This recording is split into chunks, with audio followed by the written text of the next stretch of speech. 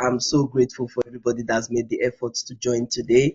We've gotten quite a very good response from quite a number of people. So very, very glad that that was able to happen. So just give me a moment. Let me just share my screen and then we can make a start. Let me know if you can see my screen. Can everybody see my screen? Yeah? Yes, Yes. we can. Excellent. Thank you very, very much. So whilst we are waiting for other people to join, because I know a couple of other people will be able to join, I'll just give you a bit of lowdown on what we are about today. So it's not going to be technical. It's not going to be academic. It's just for us to meet, first of all, for you to meet, for us to meet ourselves. We want to create this space for most of the professionals within the clinical research industry, both in the diaspora, both in Nigeria, for us to come together and start to kind of like think about how we want to, move our industry, forward. We have a lot of Nigerians that are, in the industry. We have a lot of Nigerians that occupy top positions in the industry. We have a lot of Nigerians that are brilliant scientists, doctors, clinical project managers, monitors, logistics, supply chain, every type that you can actually find within the industry. I have met Nigerians everywhere. I remember the first time when I just joined the industry. That was way back in 2012. I joined a study and a woman, she was Igbo. She was so excited to meet a fellow Nigerian. She called me on my, then it was my work phone. I didn't have a mobile phone. She called me on my phone on my desk and interrogated me like, where are you from? She said, I said Edo State. She's like, no, is it, which one is Edo State? Is it Bendel State and all of that? So this woman was so excited. So I also get excited when I meet Nigerians everywhere, in my industry. I'm so excited. So thank you very much for making out that time to join today. I want to say a big shout out to those in Nigeria because I know that today is a public holiday and you've taken out that time to join this webinar. So thank you very much. So I'm just quickly going to show you our agenda today. I'm not going to go through it one by one. This is what we have to talk about today. As I said, this is our very first webinar. So it's going to be much more introductory, giving you a bit of background of what clinical research is all about, where we stand currently as a nation, what's our trajectory, where are we going to, how do we present ourselves, how do we represent ourselves out there in Nigeria? What are the professions? What are the careers that you can look for in the industry? And then we start to talk about the use of technology. But technology is a whole world of its own. So we are going to do that on another time. So our plan is that we'll be having this once a month at least, so that you are brought up to date with happenings in terms of clinical research in Nigeria. And then we can start to, create our own open source forum where we gain a lot of information from each other. So let's go. So a bit of background about myself. So as already said, my name is Aizehi Onegboria. Full name Aizehi Noria Onegboria. I am from Edo State. I studied, my first degree was in biology and education. I didn't put the B.Ed here. So it's biology and education. And then I had my master's in the University of Hertfordshire in the United Kingdom, and I studied project management. I've been in clinical research for over 10 years. I started in 2012, as mentioned, and I started with a vendor that was providing technology services in what they call electronic patient reported outcomes. That was the service that they were providing to the industry then. So when I joined, I didn't even know what it was. I just wanted to do this job, get my UK experience, and go back to Nigeria. I love Nigeria. Don't blame me. So I wanted to like move back. So I saw this industry. It was so exciting. Then I went for what we call investigator meetings, and I met a group of quite matured women. They were there, still very vibrant. They were doing their jobs. They were senior director in Pfizer, senior director in this, senior director in that. And that, first of all, gave me a vision of, wow, this is where I really want to be. I see myself doing this, for the rest of my life. So that kept me, I stuck there, I stayed in it. And so I've been managing global clinical trials from early stages to late phases. I have worked in different aspects of clinical research. I've done general medicine, so talking about asthma, talking about pain, multiple sclerosis, sickle cell. I've worked on studies. I've also worked in rare diseases, and I've also worked in I'm currently working in oncology, and I've just done quite a number of innovative and technology-driven studies. I've worked in CAR T therapy, cell therapy, autologous type of therapy, allogenic type of therapy, which is where they take somebody's cell and develop a drug, and it's now off the shelf. Technology is happening, and for me, again, I'm very, very passionate about making this research more accessible and impactful in Nigeria. And why am I that passionate? Because I feel we are being left behind. Nigeria is a huge country. We have a lot of potentials, and I feel that eventually, when we decide to catch up, everything would have, gone completely the other way, and it's not something that we are not able to catch up. So, since we have people who have the knowledge, and some of us have this capacity to be able to pull people together and coordinate, I'm like, why not? Let's all have this conversation. Let's see where this is going to take us to. So, that's the little background about myself. Before I start to go into why we are having this today, or why Nigeria, if you have any questions, so that we can minimize, any form of disruption. If you have any questions, please feel free to post it in the chat. I have my colleagues Joke and I have my colleagues Precious. They'll be looking out for your questions. If we have enough time, we will run through the questions. If we don't, I will take out time, and I will post different sessions answering a number of questions from everyone. So please bear with us if you are not able to unmute yourself, or throw in a question today. And if you want us to join, if you would like to join our newsletter that will be distributing, please feel free to drop the email address that you want us to reach you on there. We'll start sending out newsletters and updates and all of that. So let's go. So advancing clinical research, in Nigeria. What is this all about? Why are we doing this, and how are we going to do it? We always start exactly from the beginning if you are going to talk about anything. And I want to assure you that there's a lot of ongoing efforts, to improve clinical research in Nigeria. So it's not as if we are about to do something that's not happening. The other day, somebody asked me that, do we have a regulatory authority in Nigeria? I'm like, definitely. We have NAFDAC. NAFDAC is not just there to give license to those who are producing pure water in Nigeria. No, they are there to actually, make sure that they are providing like the gateway, for drugs coming into the country, food coming into the country. So NAFDAC is definitely there. So there's a lot that's going on, and there are researches that's being conducted in Nigeria. My challenge is that it's not commercial enough, and it is not contributing to the economy enough. It's mostly by funding from maybe WHO, Mel and Bill and Melinda Gates are like a big one there. They're always providing funding for this type of research studies, and it's mostly always in the same areas. You're looking at malaria, HIV, and sickle cell. That's the most common one. Whereas there's a whole wide a group of diseases that's impacting Nigeria, that I feel that there's still a bit more that can be done. So basically, what we want to do here is we want to look at what can we do, what kind of recommendations can we actually make that will ultimately lead to better treatments, diagnosis, and preventative measures for diseases and conditions.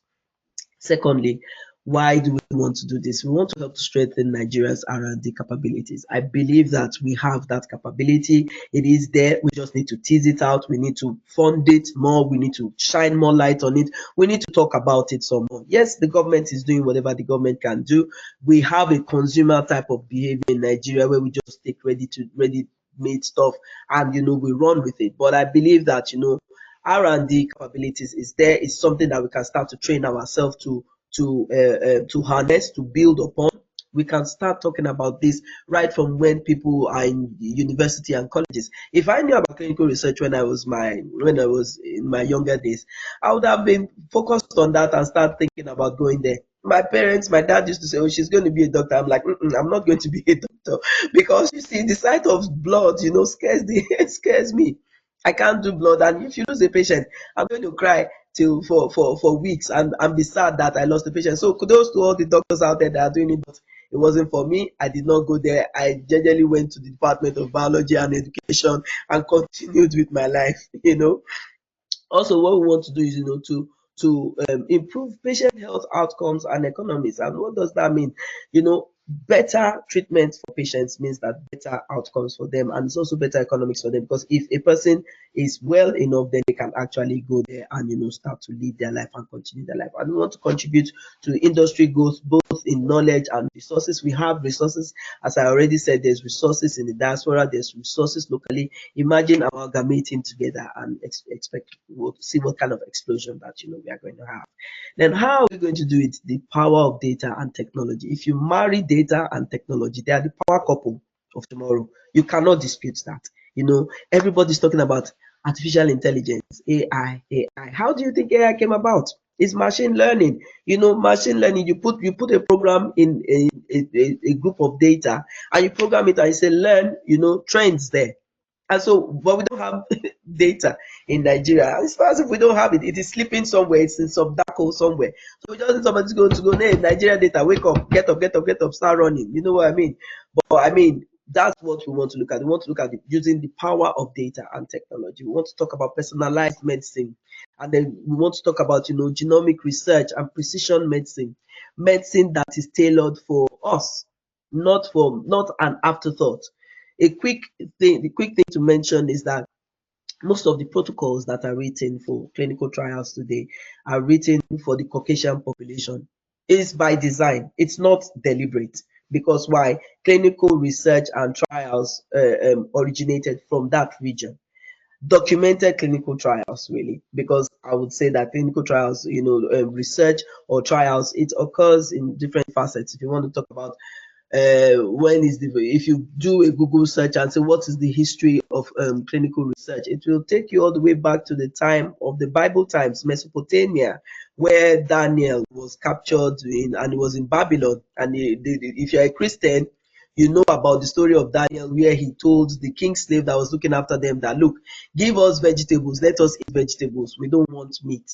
And 10 of them, or how many of them, were eating vegetables, and then 10 days later they came to say, and they said that, oh, those who were eating vegetables looked more fit, looked better, and they looked way healthier than those who were eating the king's meat. So again, that's the research, basically. So that's what we are trying to do. That can we have enough research done that will tailor treatments for us? My gut biome, as they like to say in science, is way different from the Caucasian person, because I like eba, I like egusi soup, I eat meat, I eat dry fish, I eat all these things combined together. But the Caucasian community, their food is relatively different from what I eat. We've got more fiber, we've got a lot of things. So will somebody in the research department or research corner start to look at this science and start to explore that, is there anything that will make our medicine, our science, a bit more precise, and tailored to us? Anyway, so that's our what, why, and how spiel. Now, I'm aware that there are a few of us amongst us that are clinical research naive. You've never heard about clinical research. So you've heard about it, but you don't know much about it. So I've just put just basic definition and stages of clinical trials together. So just to help you make sense of what we are talking about, so that you are not lost in the conversation. So the first one is basically clinical research. There are studies conducted within a group of people according to a specific protocol. When you say protocol, you're talking about a plan that's created that gives you the pathway from step A to step B to step C to step D that leads us to a conclusive end. That's what a protocol is. So with the end goal of finding a new treatment for any type of diseases. Without clinical research, your common aspirin that you take today that takes away that pain will not be there. Aspirin, the brand aspirin, is about 128 years old. It was founded, I think, at the end of the 18th or 19th or the start of the 19th century. So clinical research has been around for that long, and it has brought to us a lot of medicines that's helping us today. So it can be experimental, which is administration of a new treatment. It can be expanded, which is the type of administration of a new drug that has not been made public to the market. So it's in between a clinical trial group and then the public. So there is that. It's called compassionate. It's called compassionate something, where they give treatments to patients that are suffering from that disease, and they make it available for them. So it's early access. And then you have the one that's called observational, which is literally observing and collecting data to determine real world conditions, which I feel that is an area that Nigeria will explode. We have so much data that's not been harnessed yet, real world evidence data that I believe that, we can explore and start to make sense of it and start to develop treatments for ourselves. So I've put just a general summary for you together to see how many stages there are in clinical trials. There's the preclinical, which usually happens in the lab, and it happens mostly lab and animal testing, and it's basically to assess the safety of a compound or a safety of in any type of treatment that's been identified. We have to first of all identify that is this safe enough for human beings to consume. We have to understand that, okay, is the dose safe enough for human beings to consume? And then you have the phase 1 study, which is for to test safety and the dosage. And usually this happens in a small group of healthy volunteers, which mostly between like 1 to 20, really, to test again the safety and the efficacy of that. Then you have the phase 2 and you have the phase 3 mainly, which is like they start to expose this new treatment to the patients to again determine safety and efficacy. For phase 3, it's a larger scale, so you have quite a higher number of patients. And then after that, you have the phase 4 study, which is what is mostly brought into the Nigerian that is brought to Nigeria in terms of like the clinical research that we receive, or drugs that we receive in Nigeria, which is mostly post-market studies, and is to monitor the long-term effects and identify long-term risks and benefits, and which is where Nigeria is falling short. Because when they bring drugs into our Nigerian market, then we should be able to follow it up, understand what are the risks, what are the safety effects, that's impacting our people. Because again, as I already said, the protocols are not written primarily for ethnic groups. They are written primarily for the Caucasian group. And until we, as Nigerians or Africans, start to develop protocols for us, by us, to develop treatments in terms of like definition and stages of it. I also thought to share a bit of market size and forecast and trend highlights between 2025 and 2037. Clinical trials, as said, it's been assessed that in this year alone it's going to make up to 55.84 billion. And then we have the big players there. We have the areas that are going to be predominant in the industry applications that's expected.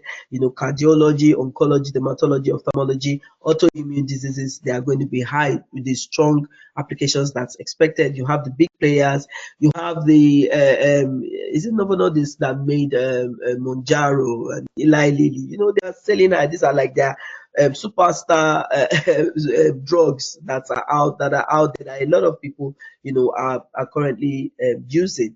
And then we have the challenges there. What are the growth drivers? The higher prevalence of chronic diseases, growing geriatric population as well, is there. And then obviously the challenges that affects clinical research. I've provided this slide so that we again see that snapshot, but I've circled that area where it says Middle East and Africa, and then it says South Africa, rest of the Middle East and Africa. Where's Nigeria? Nigeria is a huge, when you look at the population of Nigeria is estimated to be 220 million. South Africa is about 64 million.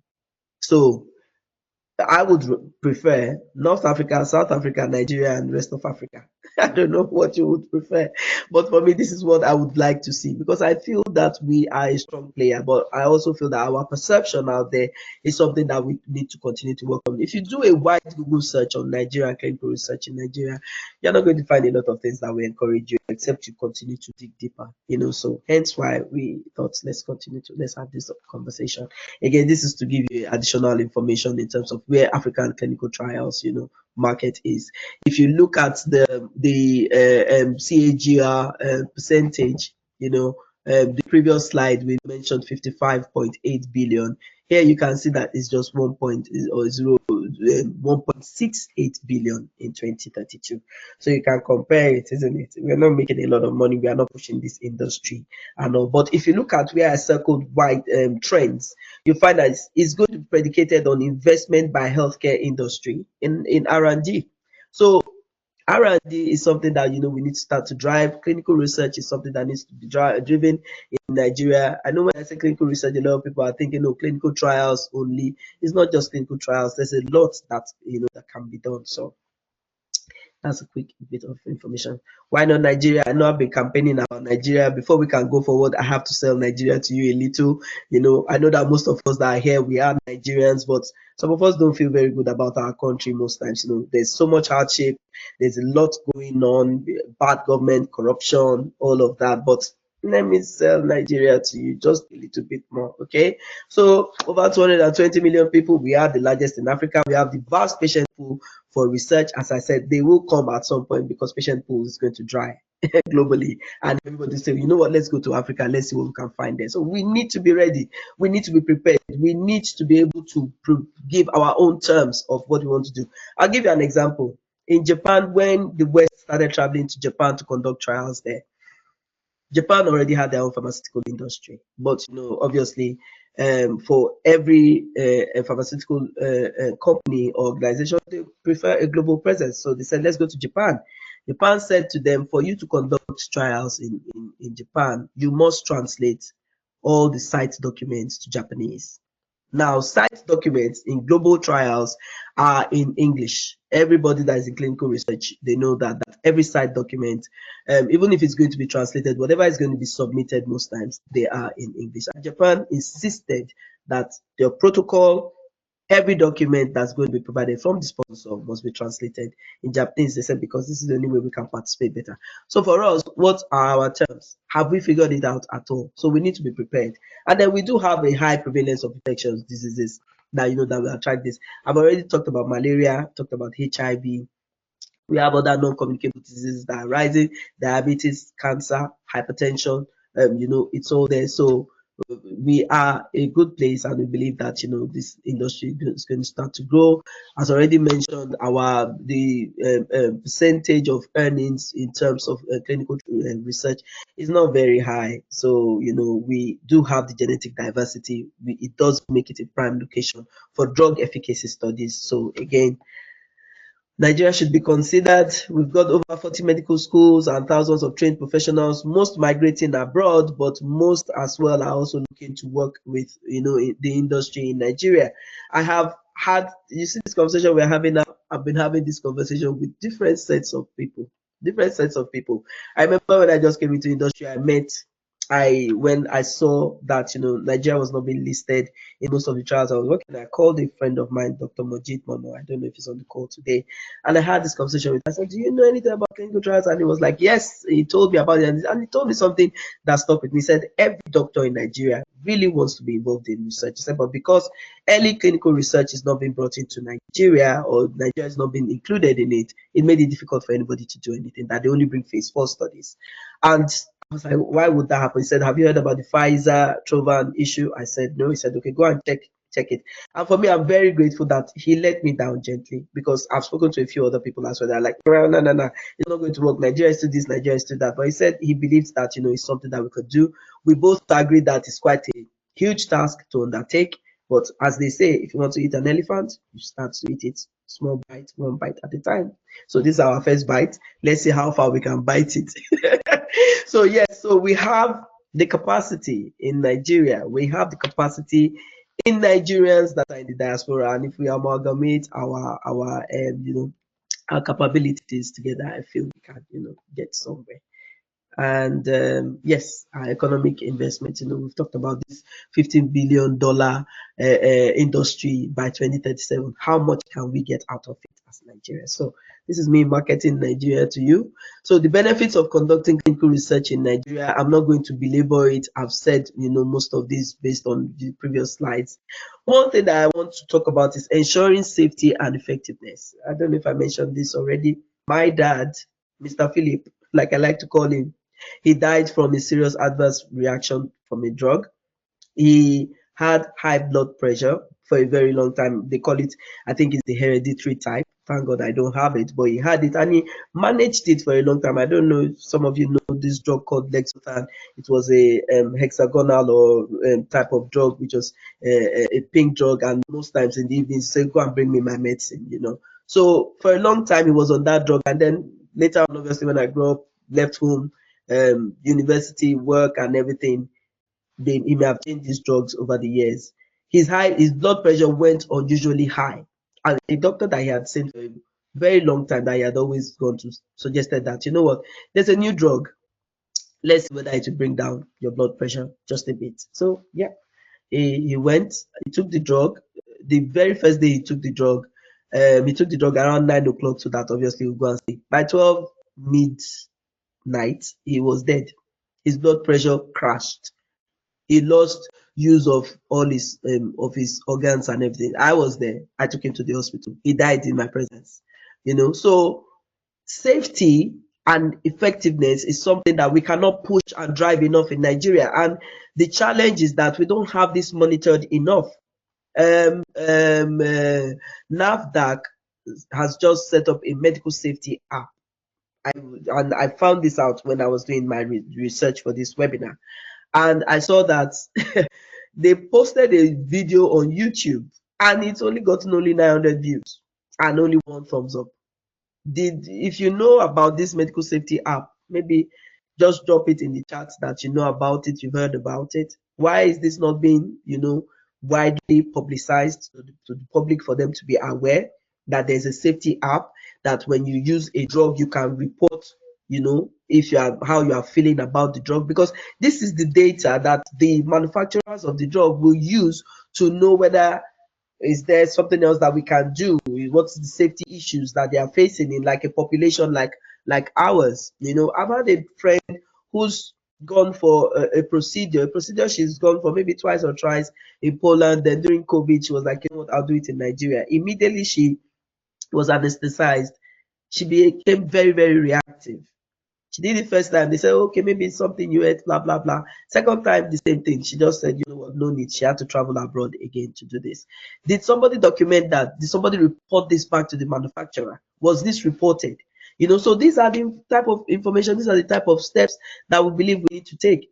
I've gone to a conference before where I met with a pharmacovigilance auditor, and she simply told me, she said, when they ask for data, safety data from Nigeria and Kenya, they just tell them, don't go there. It's a dark hole. So we can say the government is corrupt.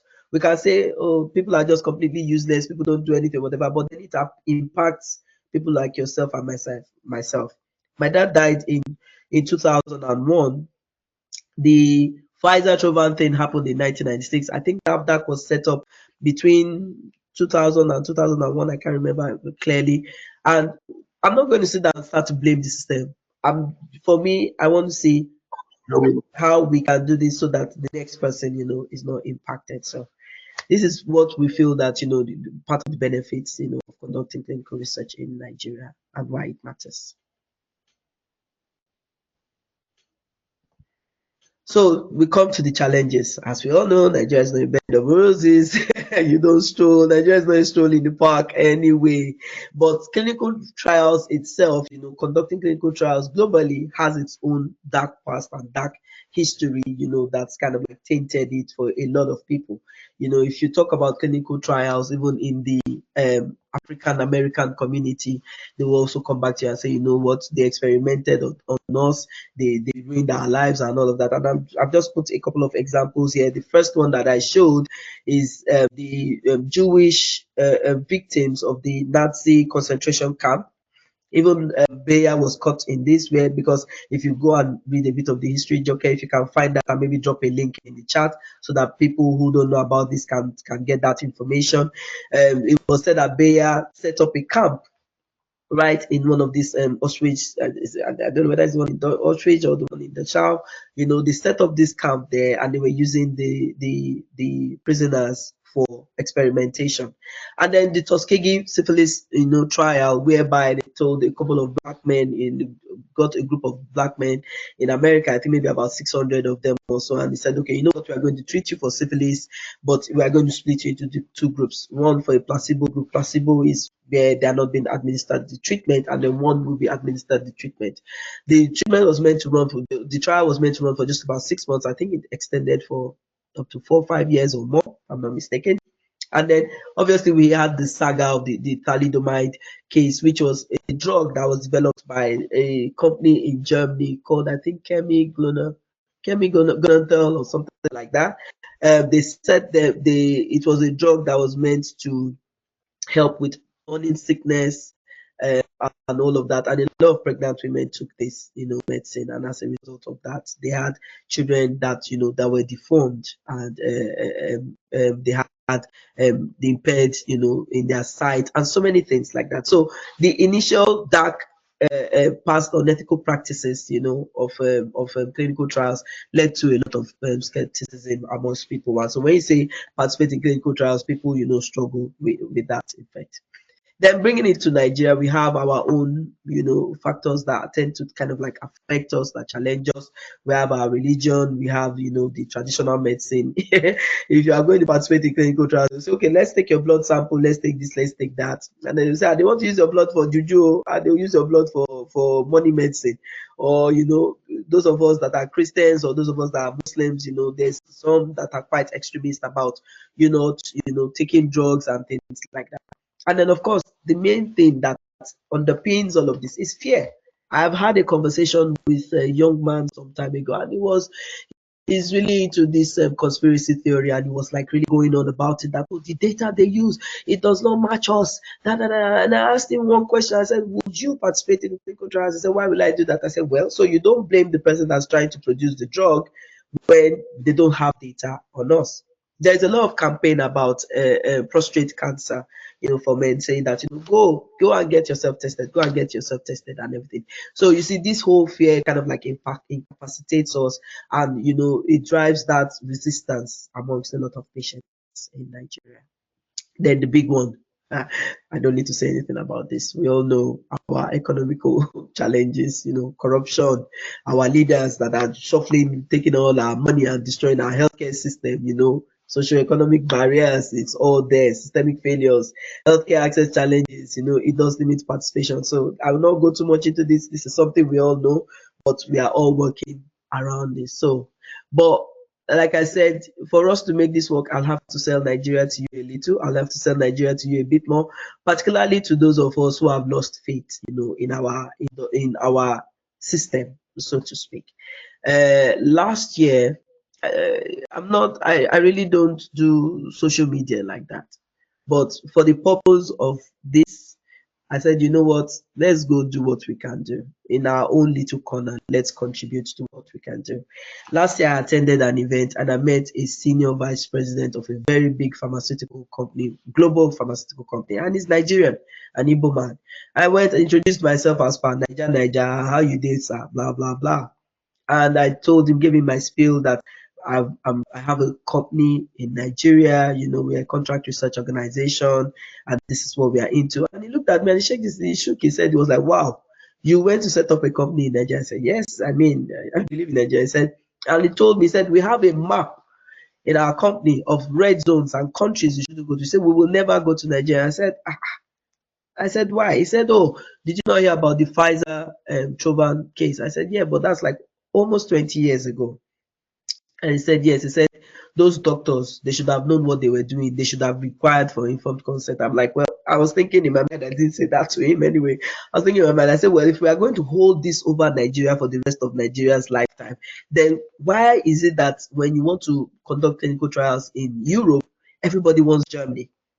Germany, Germany was the country where there was the use of prisoners for experimentation. Germany gave us thalidomide. Germany, so why? Because Germany's fixed themselves, and they have a better. Everybody has the better perception. If you are conducting trials, you don't pick Germany as one of your countries, then you struggle. It's one of the big fives. They have to be there. Germany, France, Spain, Italy, I think one of the countries that I can't remember off the top of my head. So for me, we most of us are Nigerians, and Nigeria is a leader. We are a huge country, we have untapped resources. And so I'm going to end this session to talk about to mention this. I don't know if you know this man. I used to be a boxing enthusiast when I was younger. Now it doesn't interest me again. People like Muhammad Ali and Mike Tyson have left the scene, so I'm not really interested in anything else. But this man was Don King. He was the boxing promoter. He used to promote Mike Tyson, and I don't know what brought him to Nigeria then. I think he was trying to promote a Nigerian boxer then. And he has a big, he's about 90 something years old now. He has a big hair of head. He looks like somebody who's wearing an afro wig, and the hair looks very electrified, as you can see in this. It's a bit demure in this picture, but you know.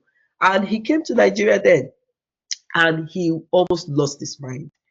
I think to him, he was seeing dollar sign on every Nigerian that he walked past. It was like resources, human resources. He said, you can't find this anywhere else. And he kept on screaming. He said, Nigeria is the final frontier for the blacks. This, I saw this feature in 2000. If you're in Nigeria, Channels Television covered this. Channels Television just started, then they covered this. And he was screaming at the camera, Nigeria is the last frontier. You cannot give up. Blah, blah. And it stuck with me. So every time everything is going wrong and everybody's saying this country is useless, our president is useless, they don't know what they're doing. I remember this man. And that he's a man that came out of Black America. He came to Nigeria. He saw everybody that looks like him and he could see the potential. So for me, I still see the potential. And I know a lot of us also see the potential. So hence why we are doing this. So please bear with me. Like I said, I will sell Nigeria to you before we start to go forward. Secondly, let's talk about this woman, late Professor Dora Akunyili. This woman, left us a legacy that we can talk about today. She was renowned for her tenure as Director General of NAFDAC. This woman, she's Igbo. If you know about fake drug production in Nigeria, if you go to Area Market in Aba, they have a whole section for the production of fake drugs. As at far back when they just started in 2000, I think it was President Obasanjo also that was there then. They gave her an armored tank to park in the market. She closed down that market and said everybody must comply. According to some of the story I heard, they said people tasked themselves 1 million naira. Do you know how many shops was there? They said they went to present it to. I said over a dead body because her sister died from fake drug that was administered to her. So she envisioned Nigeria as a leader in medical innovation. She advocated for robust institutional frameworks and investment. Unfortunately, she died, but she left her legacy. So I'm going to ask you what legacy are you going to leave in your own little corner of where you are doing your stuff? I love Nigeria everywhere I go. I talk about my country everywhere I go because I feel that there's something that we can still do. I know we have a government that's a bit challenging for us, but I do believe that when we continue to address the situation, we can eventually, make a way. So I'm going to stop there and then I'm going to move to the next part. So the next part, since we're talking about advancements in clinical research, we have the theme advance, and our first advance that we're going to be talking about today is ethical approach. Now, ethics is the backbone of clinical research, as I've mentioned before, because of the dark or the nefarious activities that was conducted in the early stages, of clinical research, and how far has the standardization journey, how far has it gone?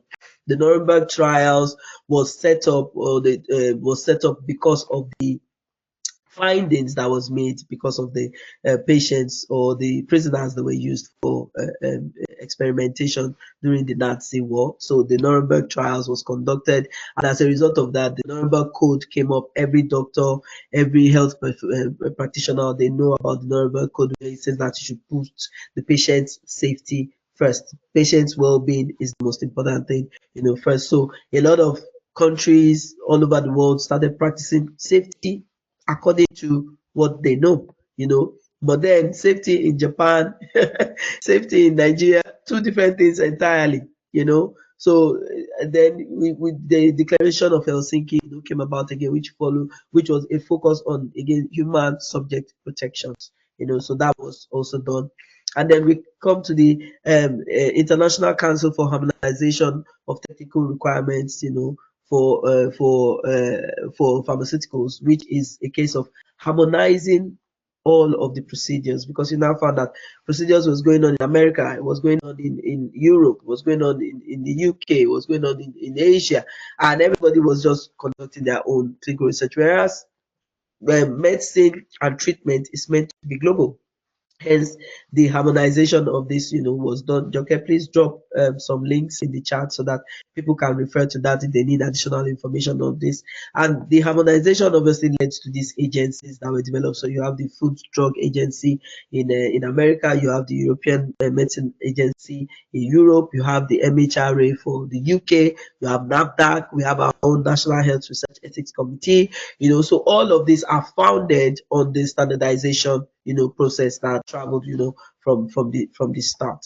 And from the ICH, you have what you call good practices or good clinical practices, and the standards were developed from it. You have the 5 Ps, which is procedures, you have processes, you have people, premises, and then you have the products. Procedures and processes have marked it as, I've crossed it out red, because this is our main challenge in Nigeria. Procedures is something that we continue to struggle with because there's no established monitoring. If we are monitoring steadily, then we continue to improve on the process, and we continue to look at standardizing the process across the board. If you want to, if I have to do if I want to conduct clinical research in Nigeria without knowing anybody in Nigeria, and I'm checking from somewhere like Scotland, for instance, I will just first of all search out the regulatory authorities, and you have NAFDAC, you have National Health Research Ethics Committee. This is what will pop up for in the case of Nigeria. Now, once this pops up, nobody has the time to say, to call somebody in Nigeria and say, do you know somebody that works in NHREC? Do you know somebody that works in NAFDAC? I'm trying to conduct a clinical research. This is our style in Nigeria, but everybody's looking for that. Your protocol, your process, is it there? Show me your process. If I have that guidelines, or if the guidance is there, I'll follow it step by step, and I expect that I'll get to that endpoint. But unfortunately, that's not something that's very popular in Nigeria. So we want to start to see how we can again start to talk to people to bring that about. So we have, as a result of that, there's good clinical practice, there's good manufacturing practice, there's good laboratory practice, and then there's good distribution practice. In terms of people, premises, products, we are working on them. There are people that are qualified, but I think that there's still more that can be done. I'll give you an example. About 2 years ago or so, one consultant that worked it in my previous life, contacted me, and he said that he was consulting on behalf of a company, an American Chinese company that were looking to conduct phase 2 of phase 3 trials in oncology in sub-Saharan Africa, and he wanted to include Nigeria. Now, this is somebody that had worked. When they told him to set up his unit in the previous company I worked with, he employed just Nigerians and Ghanaians. 2 of us were Nigerians, one was Ghanaian. So, and then he had lived in South Africa for like 15 years of his life. So, although he was Scottish, he was very black in his behavior and everything. So, he came to me. I was like, okay. He said he had been reaching out to people. He has been sending emails on LinkedIn. He wasn't getting any responses. So I jokingly just said to him, I said, Nigerians don't talk to strangers. I said, don't worry, I'll link you up with a few people. So I called a couple of people, spoke to a couple of doctors, facilitated a couple of meetings, and I sat in some of them. And my experience with some of them was not something that I could really, say that it was up to par. I felt that there was a lot of knowledge gap, that was there. I feel that, we can do more. Some doctors came up, for instance, Dr. Olase in there, I don't know if he's on the call. We reached out to him just out of the blue. He is a peer. I think maybe he's their lead in their cancer center in University of Ife, or Obafemi Awolowo University Ife.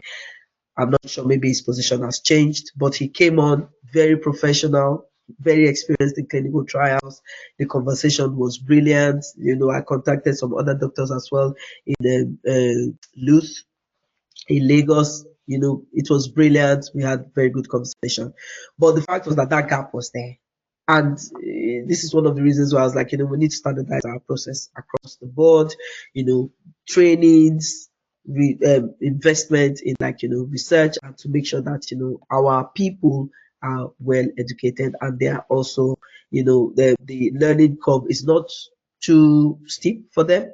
Number two, the knowledge gap is not too wide. We make sure that we are, current in terms of information of what's happening globally.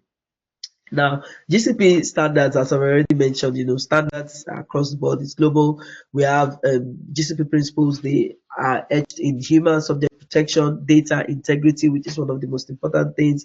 Data integrity is a major challenge for us. I was looking at, whilst I was doing a bit of research for this webinar, I found that one of the things that was said was that a lot of sponsors tend to abandon the trials that they are trying to conduct in Africa, and that's because they just cannot get any data out of the centers that they are working with, or the data they are receiving is not contemporaneous, it's not, it's not clean. And how can we achieve that? But that's a standard across the board, because it's the data that the authorities will review. They will review the data and say, yes, this drug is safe, this drug is not safe. You can go ahead and start to sell this drug in the market or not. So we need to look at that. GCP principles also helps us to, focus on global standards and, of course, the impact of research and safety as well.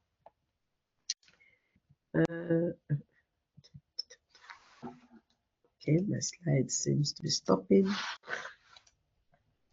Okay, so I mentioned earlier about the Nigeria Trovan issue with Pfizer, and I thought, let's quickly break this down.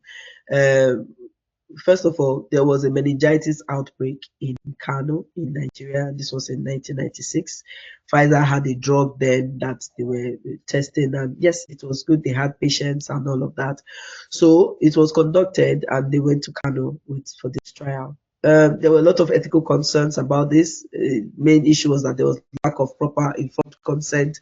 If you're in clinical research space, you know what informed consent is, and that is a documented consent from your patients that they are willing to participate in this trial. They have to be educated about the trial. They have to be told about the safety, the risks, and everything, and then they need to sign physically. Unfortunately, this is something that was reported that it was lacking, and that there was inadequate regulatory approvals. I think they got some agency that was meant to be working with them. So this led to a lot of lawsuits, global scrutiny, and a lot of allegations about what happened. Survivors came back with a lot of testimonies, about how this really affected them. Some said they were not told the truth. The parents, and it was a pediatric study, so it was a study for children, and a lot of parents said that they did not tell them exactly how this was going to turn out. 200 children, I think, participated. About 11 children died, and then as a result of that, that led to, again, regulatory reforms where we have the strengthened ethical oversight reinforced in NAFDAC and different bodies that oversee research in Nigeria, NHRC included. And our lessons learned is that there's an importance of transparency, informed consent, and regulatory compliance that's required. Now you see that we've used cyclic arrows to kind of like capture us, and that's because this is the loop. This is where we are stuck. Nobody wants to see beyond this, that anything else is happening in Nigeria. You talk about Nigeria, oh, Trovan trial, oh, Pfizer trial, Trovan trial, Pfizer. Nobody wants to move beyond this. But the fact is that, yes, this happened. Unfortunately, have we learned our lessons? I believe that the lessons have been learned. Are people getting more trained? Yes, they're getting more trained. When I was going to facilitate the meeting for the consultant that I was working with, then every doctor I spoke to was like, have you informed NHREC? Have you submitted it to NAFDAC? Everybody asked me this question, and I was happy to see that, because everybody was really concerned about the ethical background of it. So I'll try and see if I can skip quickly. As a result of that, we have our pathway to conducting clinical research. This is in existence, so this is what we have.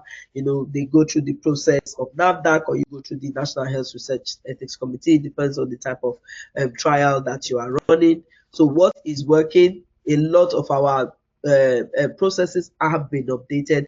We are still yet to have that standardization across the board, but I'd like to give kudos to the governing bodies, the NAFDAC, NHREC. They are doing a brilliant job. There's a lot of partnerships, there's a lot of training that's going on, and I mentioned earlier that there's funding as well from different organizations like the Bill and Melinda Gates Foundation. I think they sponsored a center in Unilag, Center for Clinical Trials Research and Implementation Science. It's an initiative, and again, that is also looking into continuously training people where it comes to clinical research. Our journey so far, we have done well. We are doing well with public transparency. We are still pushing this. NAFDAC publishes approved clinical trials on its website, promoting transparency and public trust. We have partnerships with World Health Organization, MHRA, and any other organization that that we can partner with, because clinical research is global.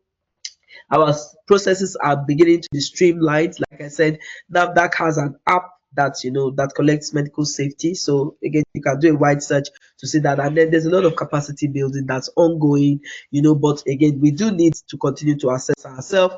We need to continuously tailor and design this to kind of like fit into the scheme of things, the reality of ourselves as Nigerians, and how are we implementing this? How is the implementation being seen through?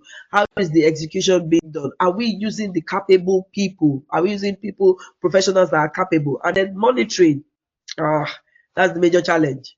Everything is contracted in Nigeria. So you contract it and say, yeah, go and do it. They say, we received the money, we'll go and do it. They put it bam, bam, bam, and it's there, and nobody's monitoring it. And as a result of that, that becomes redundant. It's no longer applicable. A new government comes, a new portfolio comes, you get another person to do another contract, they stick it there. And I have an example, that I'm going to show you. But before we go to the bad side, let's talk about the good side. Our success stories, epidemic control, lessons from Ebola. You all remember the Ebola issue that we had in Africa. Everybody was expecting that this was going to break Africa, but Nigeria, we rallied, we came through, we came strong. This is something I'm very proud, to continue to talk about. We know the story for most of us that follow this story, but one person that shined out of it was Dr. Adadevo's decisive action in diagnosing and containing Nigeria's first Ebola case, which prevented a national outbreak, and it saved, millions of lives. So we have all the information there. If you need that additional information, you can go and check the WHO website and you see how it was contained. Lives that were lost in countries like Sierra Leone and our neighboring countries it was in the hundreds, but in Nigeria the outbreak was contained to 20 cases and 8 deaths. Now you may say we don't collect enough data in Nigeria, but I believe that when it comes to like outbreaks and death is involved, Nigeria, we love our life. We love the life. Nobody wants to die, so everybody gets on board and they're doing something. Let's talk about again COVID-19. This one, I'm a big witness because I was in Nigeria. I was going to Nigeria early in February when Nigeria had already started taking action. The National Nigeria Center for Disease Control already started taking action. So I was going to board the flight from Heathrow. I had to complete the health information form. My fellow Nigerians were complaining. Nigeria, they don't start again. What is all this? Because there was a queue. They were complaining. People complained until we got to the airport in Lagos. We were on the queue. The custom officers already had their temperature measures, and people were lamenting that why are they keeping us on the queue? Nigeria was responsive quickly. I came back first week of March. When I entered the UK, there was not even hand sanitizer in place, whereas Nigeria shut down their airports, shut down. There was no state-to-state travel. They controlled everything for 6 months. For a country where people are struggling, they contained it.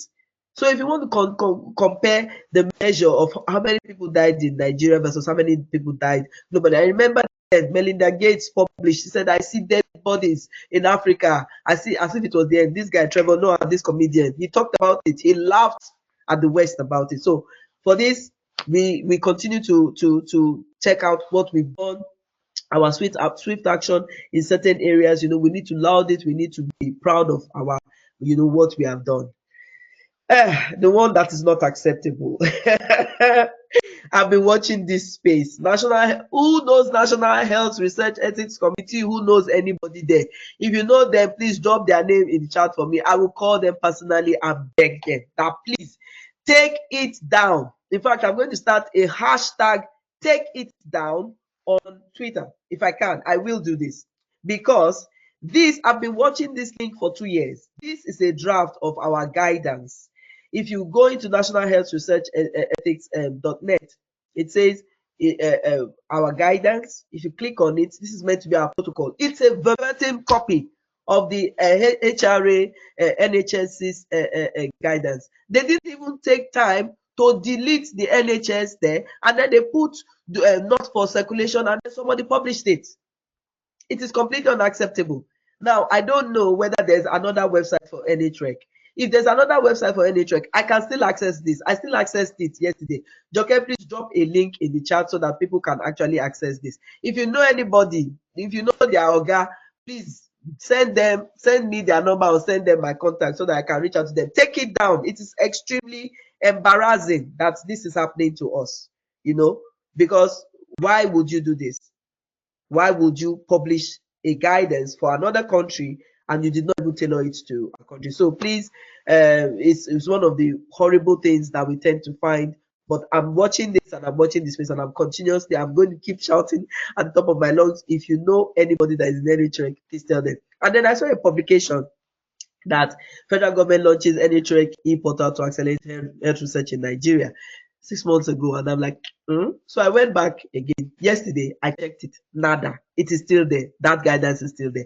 If you have lost the password, if you have lost the password and they cannot access how to pull it down, get someone that can hack into the system and remove it and make it redundant. I beg you, please say it to them. Thank you. So our knowledge and human resources, I'm going to try and be going as fast as I can because I know I have about 9 minutes and I don't want to keep everybody longer than necessary. So obviously, clinical research industry is growing rapidly. There's diverse career opportunities for professionals. It's not just for doctors. It's not just for nurses. It's not just for lab scientists. It is not just for those in the clinical sector. There are a lot of opportunities. So you can check that out. What are the factors that affects clinical research professionals in our country? Obviously, we know the lack of professional knowledge really is something that's lacking, and we believe that we can build that up.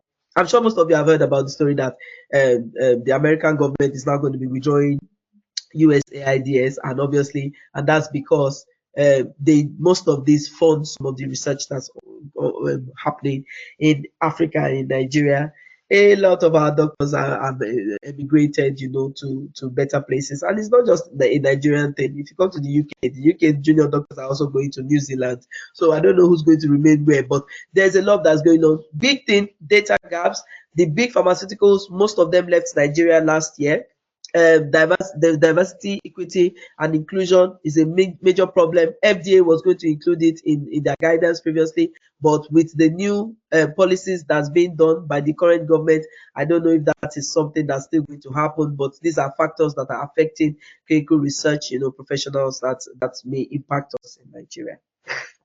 And now, coming to the main thing is that we want to bridge the gap, in connecting our professionals in the diaspora and local experts.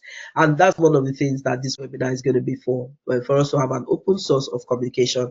What UCTSS has also done is that we have developed a platform whereby it's an open source. You can drop your questions, you can drop your concerns. If you found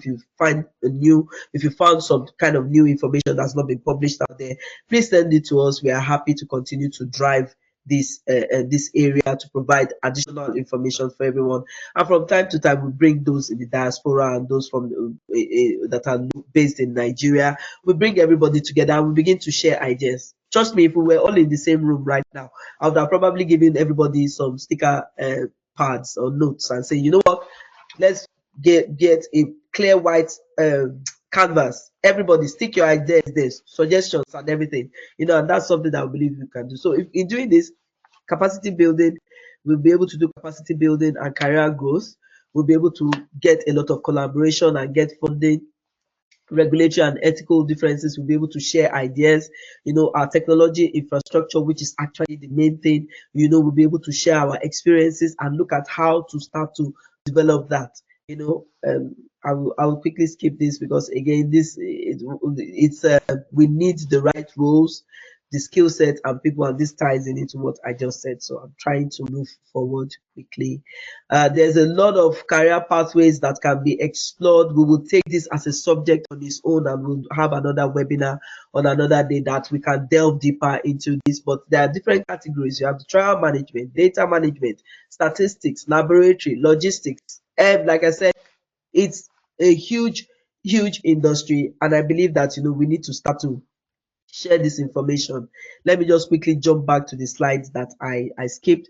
One thing that we need to do is to start to encourage an uptake of interest in the industry amongst the younger generation. And I think we need to start to include this as a curriculum in our universities to make sure that, there's an uptake of it. This information is being provided, and it starts to create a mental pathway for those that are coming out of the university. So it's not just this clear cut of you're either a doctor, you're a pharmacist, you're a nurse, or you're a lab scientist. There's a whole lot, there's a whole world that's out there, and I'm happy to facilitate this anytime. Please reach out to me. All our information will be provided at the end of this webinar. If you need support in terms of like building this industry, I think I believe one doctor from Wigwe University reached out to me on LinkedIn. I'm sorry, I can't remember your name right now, but if this is something that interests you and you have access to be able to develop this and partner with your university, we are really happy to jump on board with you.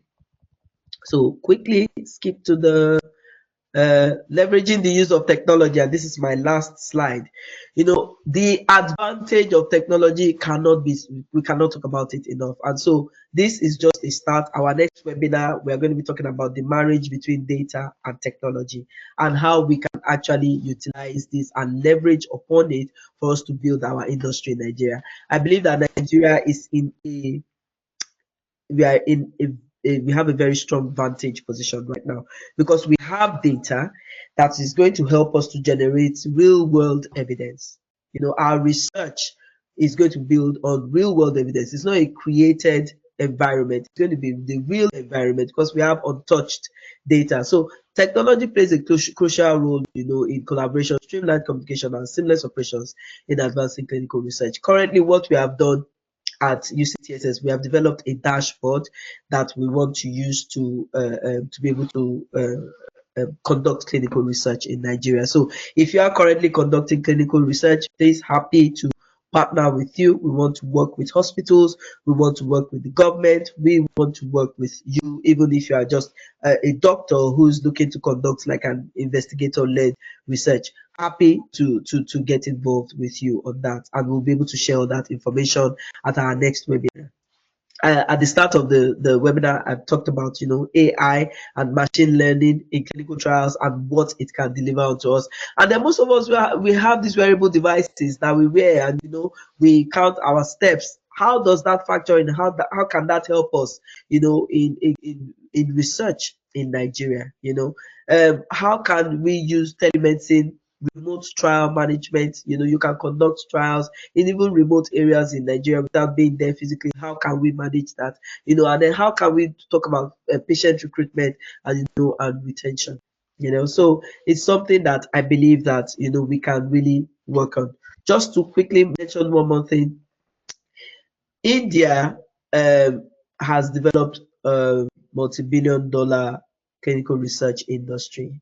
And I remember a couple of years ago, a lot of people used to travel to India. They would say, once you treat your ailment a little bit in Nigeria, they say, have you gone to India? Have you gone to India? The India then was very popular. So a lot of people used to go there. And one thing that India had then was that India had access to the expanded access program, which is one of the treatments that I mentioned earlier. And because of that, they are able to gather data, and they used technology a lot. And today they are doing very well. And today we are now buying drugs that are made in India in Nigeria. So again, we are continuously contributing to their data and to their technology. So I just want to leave you with that thought that if we start to build our own selves and we start to think about how we want to take our industry forward in Nigeria, what can we benefit from it? How would we do? How would we do well? I believe we will do well. I believe that the industry will grow. I believe it will create a lot of fantastic outcomes, but we just need to make a start. So this is our start from our own little corner here. Thank you very much for listening. I appreciate your time. I know we've kind of run out of time. So Joke, are there any questions? Maybe I can take one or two questions, and then the rest we can post it. We do not have a question. We do not have any questions. Okay. All right. Yes, we do not have any questions. Okay. Recently. All right, then. Thank you, everybody, for joining us today. Again, I really appreciate you taking out the time. I hope it was worth your while. We have the next webinar series, which talks about the marriage of data and technology and how it's going to again help us to drive building clinical research in Nigeria. So I look forward to seeing you then. Please stay connected to us. We continue to post on the social media. Look out for all the information that we'll be sending out. And thank you very much.